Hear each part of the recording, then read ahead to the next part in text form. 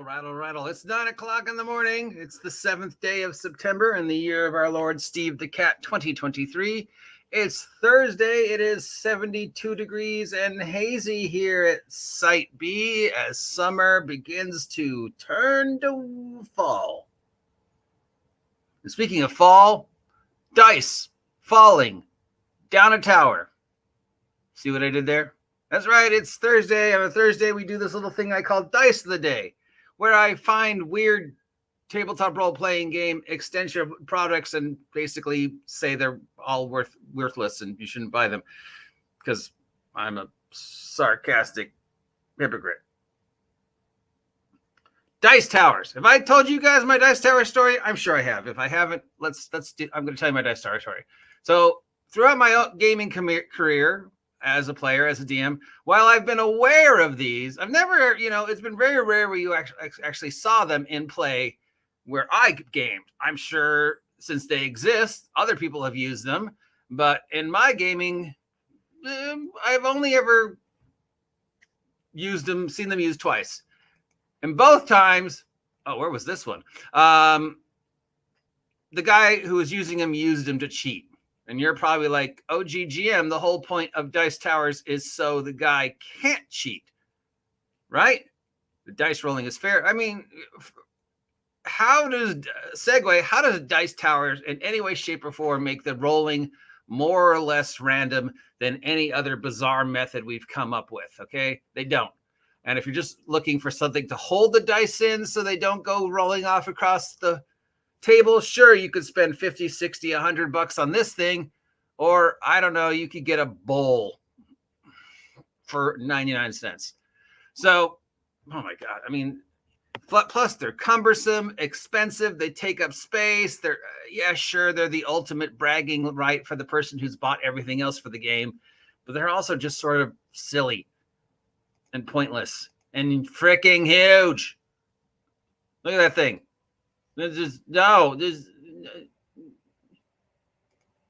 Okay, so both times I saw a dice tower used that I can remember, the person using them used them to cheat. And you're going to say, but the whole point of dice towers is so people can't cheat. Except if you look at the design of 90% of the dice towers, they all have some form of this right here.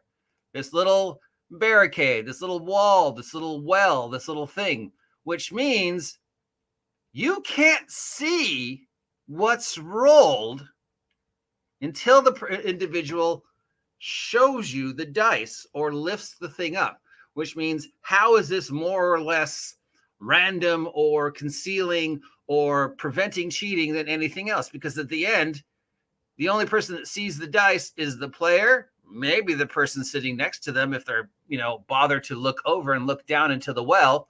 But yeah, that's it. Pretty much still, you're not seeing the dice because they're hidden by these four sides of the wall. So both times, consistently, would see the guy, take his dice, put it in the top, rattle, rattle, rattle, rattle, rattle, get down to the bottom. He'd say a number. He'd reach in. He'd pull out the dice, and lo and below, it was the number. And at first we're like, yeah, okay, except for the fact that it was, and the second time we're like, yeah, okay, this is unnecessary, but sure, if you need it, fine. The third time we were like, wait. The fourth, fifth, that one's actually kind of cool. All right, this one's cool as a prop and a toy, but I don't know if the fifth or sixth time when the guy was consistently rolling decent numbers and we could never see them, people began to suspect that maybe something was going on. So we started having the DM ask somebody to sit next to him and see if he was rolling exactly what he was rolling, because the DM was beginning to suspect the guy was cheating. Because, you can't see the dice until the guy pulls them out. So there's nothing stopping him from reaching down into that little dip or whatever you call this well, turning the number and then pulling it out and saying, oh, look, 12 or 17 or 45. When you roll a 45 on a D20, then you're like, wait a minute. It's only got 20 sides. How'd you roll a 45? So third time in a row, when we had the cooler, the mark sitting next to the guy, and he tried to look over into the thing, the guy would cover it up with his hand. And then he'd look under it, and then he'd pull out the dice. So then the DM was like, okay, you need to lift it up after it hits the ground so I can see the dice roll, all right? And the guy got a little squirrely, and he was fidgeting, and is that one made to look like Orthanc? Oh, an Orthanc one. I'm only for $125. Cool. So he roll the dice, say the number, lift it up really slowly, then grab the dice and then show it to us. At which point everybody knew he was cheating. So the DM said, don't bring it back. Lo and behold, the guy didn't come back the next game. This happened twice. The second time I saw somebody using a dice roller in play, basically doing the exact same thing, using the little well to hide the dice rolls and then reaching down and then pulling it out and showing a number. And this is when I was DMing. And I was just, actually the first day I was like, oh, whatever. But the second time he came back and was doing it, I was like, wait a minute. This looks like one somebody made a 3D printer. And sure enough, yeah, he was cheating. So what is the point of these? Because it certainly is not to prevent people from cheating, because these actually provide you a blind that you could use to cheat by switching dice rolls. So is it to increase randomization? Because they don't. There's nothing making the more or less random. Oh, there's one that looks like a TARDIS.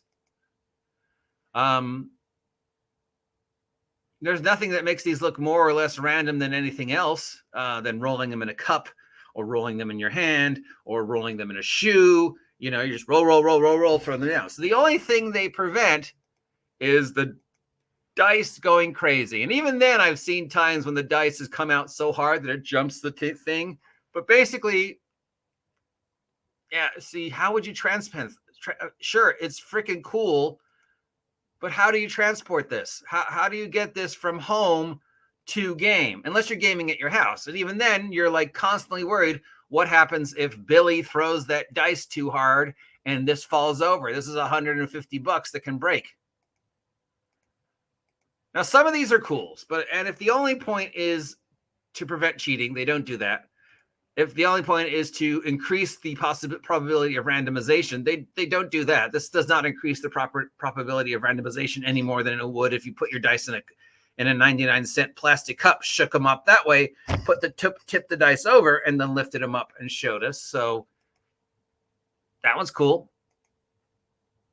The only thing these do is prevent dice from going crazy on the table and rolling, in weird places. And they're a bragging right. You're saying, I am in the financial position to waste 50, 60, 80, 100. Oh, that one lights up $250 for what basically is paramounts to a Dixie cup that I'm rolling my dice in. Because, in the old days when we played at the park benches, we'd, Dixie cups, roll the Dixie cup, turn it over, lift the Dixie cup off so you can see the dice, and the dice wouldn't go rolling away. And then when we were done, we just put them back in the Dixie cup to next time so it wouldn't get on the ground, the wind wouldn't blow them away. And, the problem solved. And these do the exact same thing, but a Dixie cup's going to cost you 0.0005 cents. And this is going to cost you 50, 80, $100. So it's bragging rights. It's basically saying, I have reached the point in my life where I have enough money that I can buy this utterly pointless thing and bring it to the game to increase randomization at the game, even though it doesn't do any of those things, to show off that, look, I bought this toy. They're toys. Right? They're toys. Does anybody have a dice tower? Does anybody use a dice tower? What do you think about dice towers? Do you have a story about dice towers? Do you think they prevent cheating, or do you think they increase the percentage of cheating? Would you spend $59 on this thing right here? And then how would you transport it? Put it down on the table. What happens if it gets knocked over by the dog? It's heavy, it's cumbersome, it's expensive, it's fragile. It doesn't, I don't know. I just don't see the point. Maybe I'm old and sarcastic and just a crippled, old, cruel old man who sees no joy in the hobby. But yeah, now using these as props for like a diorama, sure, that I could see. But then, you know, you can also just get the normal props. I mean, you know, I need a skull for my thing. I just go to the Halloween store and pick up a skull for 25 cents. I don't need to spend 25 bucks. I need a cheap, oh, that's basically just Jenga. I need a tower for my game. Probably pick one up cheaper than 34 bucks. But some of these are cool. I mean, let's face it, some of these are cool. Here's one that's Thor's hammer. Here's one that's Jenga. This one apparently is huge. It's got 8 different ads, or it's a public domain mold, and people are just making it and then selling it on different spaces. Here's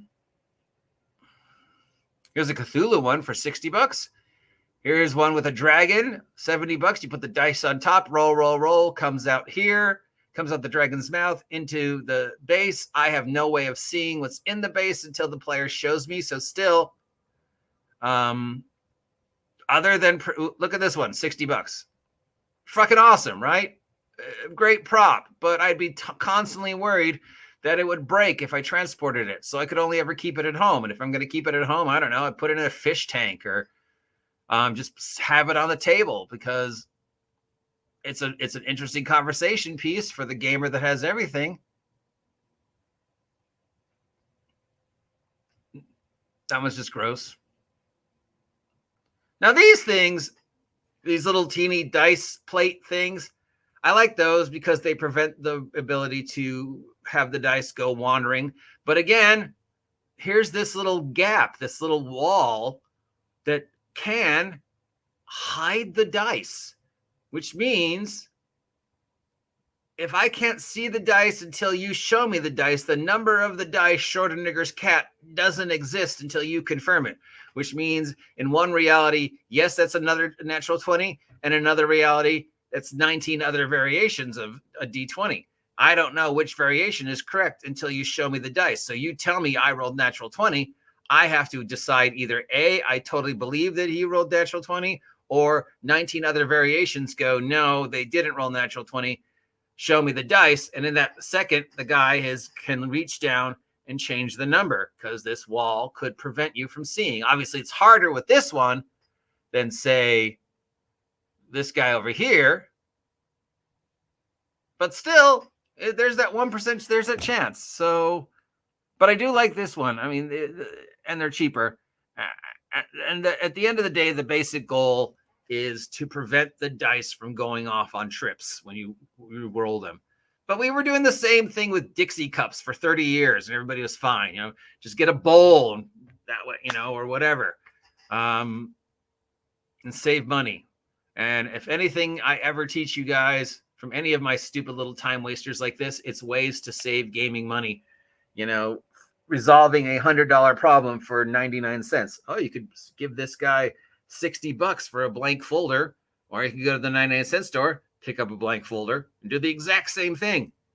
And while I don't want to pass that guy up for making his 60 bucks, because God love him, he's working it, but I also don't want you to spend money. So do you have any Dice Tower stories? We'll explore this one for a couple days, but I mean, how interesting is Dice Towers? Then I guess we'll move on to gaming folders and DM screens, and then I'll run out of things to make fun of. But it's a great way to waste a couple minutes on Thursdays. If you appreciate Dice Tower of the Day, let me know. If you have a Dice Tower story you want to share, let me know. Do you think they work? Do you think they don't work? Let me know. Till next time, that's me. I'll talk to you later. Have a great day.